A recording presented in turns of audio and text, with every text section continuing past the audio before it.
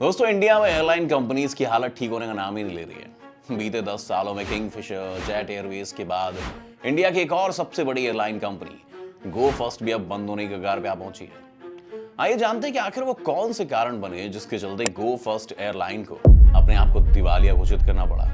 इससे पहले हम आगे बढ़े, नए व्यूअर्स जो हमारे चैनल को देख रहे हैं वो प्लीज इसे सब्सक्राइब करें। दोस्तों, गो एयर इंडिया, जिसे आप गो फर्स्ट के नाम से भी जानते हैं, इसकी शुरुआत नस्ली वाडिया के बेटे जहांगीर वाडिया ने नवंबर 2005 में की थी और अब ये कंपनी वाडिया ग्रुप ही संभालती है। इस एयरलाइन ने अपनी पहली उड़ान A320 विमान के जरिए 4 नवंबर 2005 को मुंबई से अहमदाबाद भरी थी, जिसके बाद 2006 और 2007 में गो एयर इंडिया ने अपने एयरबेस में कई विमानों को जोड़ा। इसके बाद उनका टारगेट था 2008 तक 36 विमानों को अपने एयरबेस में शामिल करने का, लेकिन काफी कोशिशों के बाद भी 2008 के एंड तक गो एयर इंडिया केवल 11 विमानों को ही ऑपरेट करने में सक्षम रही। इन 11 विमानों के जरिए यात्रियों को नॉर्थ ईस्ट और साउथ में ट्रैवल करने का मौका मिला, क्योंकि एयरलाइन काफी अच्छी चल रही थी। इस वजह से साल 2009 में ब्रिटिश एयरवेज एयरलाइंस ने गो एयर इंडिया के कुछ शेयर्स खरीद लिए, जिसके बाद गो एयर इंडिया ऊंचाइयां छूने लग गई। गो एयर इंडिया अपने यात्रियों को कम पैसों में बेहतर सुविधा देने के लिए जानी जाती है। अपना बढ़ता हुआ बिजनेस देखकर गो एयर इंडिया ने नवंबर 2009 में एक अन्य भारतीय एयरलाइन स्पाइस जेट को खरीदने के बारे में सोचा,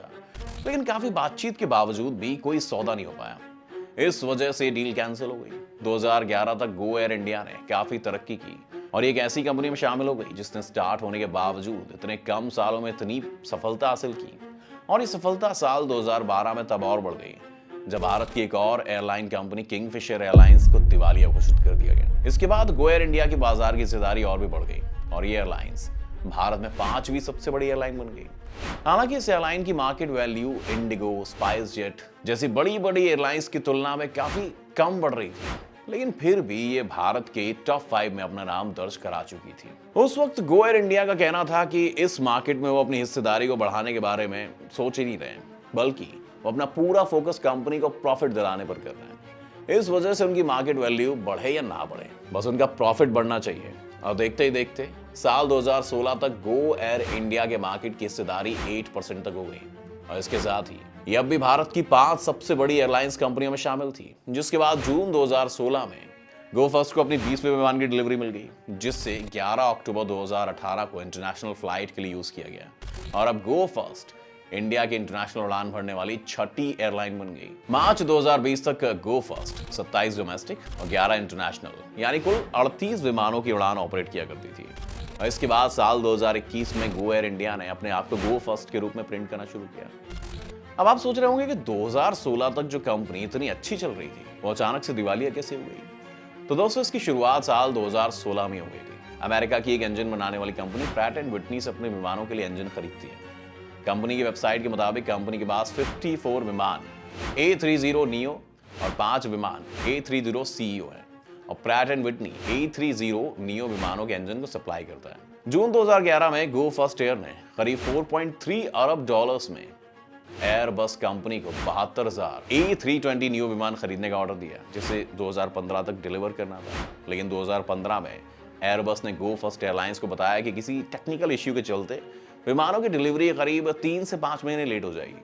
और इसके बाद गो फर्स्ट को जून 2016 में अपने पहले A30 नियो विमान मिल गए। इस क्राफ्ट में GTF इंजन लगाया गया था और ये GTF engine Pratt and Whitney company के द्वारा $10 बिलियन में लगाया गया था।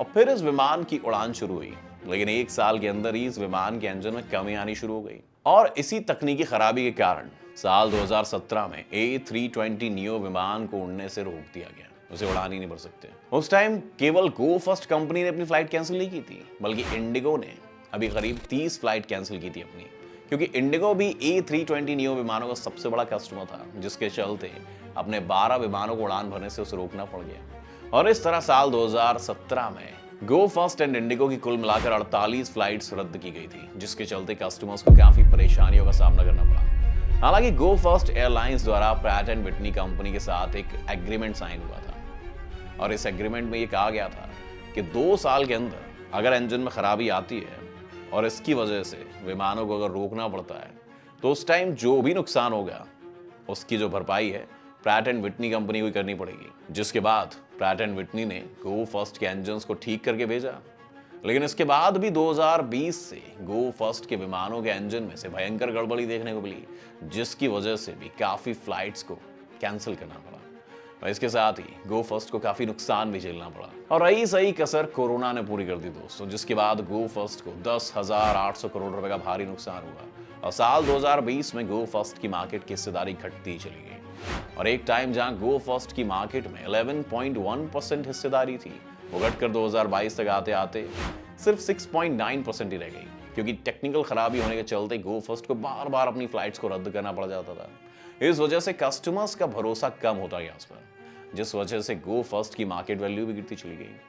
इसके बाद भी कुछ विमानों के साथ गो फर्स्ट ने अपनी फ्लाइट्स जारी रखी, लेकिन इनमें भी बीच बीच में तकनीकी खराबी आ जाती थी, जिसके चलते फ्लाइट्स को कैंसिल करना पड़ता था। इतना ही नहीं, गो फर्स्ट ने इस बिजनेस के लिए काफी लोन भी लिया, जिसकी ब्याज का कर्ज भी बढ़ता ही जा रहा था। यहां तक कि इंडियन ऑयल कॉर्पोरेशन, जो कि गो फर्स्ट को फ्यूल की सप्लाई किया करता था, उसका भी काफी कर्जा हो गया था। साल 2021 में गो फर्स्ट ने अपना आईपीओ निकाला।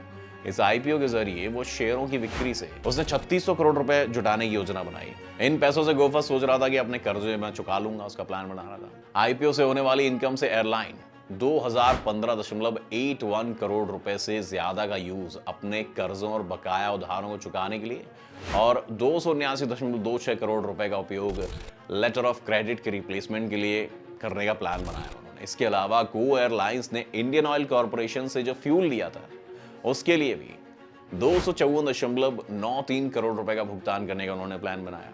गो फर्स्ट का मानना था कि इस आईपीओ से ये काफी हद तक छुटकारा पा सकते हैं, लेकिन इस आईपीओ से ज्यादा कमाई नहीं हो पाई दोस्तों। अपनी इंजन की खराबी के चलते साल 2022 में गो फर्स्ट पर सिंगापुर में केस दर्ज किया गया, जिसके बाद सिंगापुर के आर्बिट्रेटर ने प्रैट एंड विटनी को कहा कि वो गो फर्स्ट को 27 अप्रैल 2023 तक करीब 10 स्पेयर इंजन सप्लाई करें, जिसके बाद दिसंबर तक हर महीने आपको 10-10 इंजन गो फर्स्ट एयर को सप्लाई करने पड़ेंगे, ताकि गो फर्स्ट अपनी फ्लाइट सही से मैनेज कर पाए। लेकिन सिंगापुर आर्बिट्रेटर के ऑर्डर के बावजूद भी प्रैट एंड विटनी ने गो फर्स्ट एयरलाइंस को इंजन सप्लाई नहीं किए। इसमें प्रैट एंड विटनी का कहना है कि अभी उनके पास गो फर्स्ट को देने के लिए इंजन मौजूद ही नहीं है। इसके बाद गो फर्स्ट ने प्रैट एंड विटनी पर केस करते हुए 8,000 करोड़ का फाइन भरने की बात की। इस वजह से अब हाल ही में गो फर्स्ट ने अनाउंसमेंट किया कि 3 से 5 मई तक के लिए गो फर्स्ट की काफी फ्लाइट्स बंद रहेंगी, जिसके बाद से यात्रियों को काफी परेशानी का सामना करना पड़ा। हालांकि इस दौरान गो फर्स्ट की ओर से कहा गया कि जिन लोगों की टिकट्स कैंसिल की गई हैं, उन्हें उनका पूरा पैसा वापस मिल जाएगा। इस बात को लेकर civil aviation minister Jyotiraditya Scindia ने गो फर्स्ट को सरकार की ओर से मदद दिलाने का भरोसा दिलाया। लेकिन अब गो फर्स्ट ने national company law tribunal NCLT में वॉलंटरी बैंकरप्सी के लिए अप्लाई कर दिया है। इसका मतलब आपको पता ही होगा, इसका मतलब ये है कि गो फर्स्ट अपने आप ये कह रहा है कि वो अब गो फर्स्ट एयरलाइंस को चलाने में सक्षम नहीं है, इसलिए उन्हें दिवालिया घोषित कर दिया जाए। हालांकि ऐसा नहीं है कि गो फर्स्ट के दिवालिया होने की सारी वजह सिर्फ और सिर्फ प्रैट एंड विटनी है, बल्कि इसके कुछ फाइनेंशियल रीजंस भी हैं। और 2019 के बाद से ही गो फर्स्ट हर साल लॉस में ही जा रहा है, जिसके चलते उसका मार्केट शेयर भी लगातार ही गिरता जा रहा था।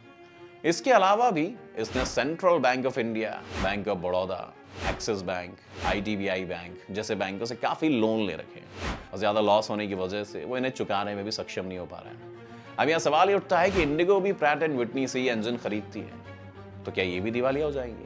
क्योंकि जब Pratt and Whitney go engine को ही इंजन नहीं दे पा रहा है, तो फिर इंडिगो को कैसे इंजन सप्लाई कर पाएगा? तो आपको बता दें कि इंडिगो ने पहले ही अपने आप को सेव कर रखा है। एक्चुअली इंडिगो ने एक दूसरी कंपनी CFM को अपने इंजन्स के ऑर्डर दे रखे हैं, जो कि उन्हें time to time engine supply कर रही है। दोस्तों, अब ये देखने वाली बात होगी कि गो फर्स्ट एयरलाइंस को क्या किसी दूसरी एयरलाइन द्वारा खरीद लिया जाएगा या फिर इसके शेयर्स को बेच दिया जाएगा। अगर आपको ये वीडियो पसंद आए तो इसे लाइक करें और अपने दोस्तों के साथ भी शेयर करें।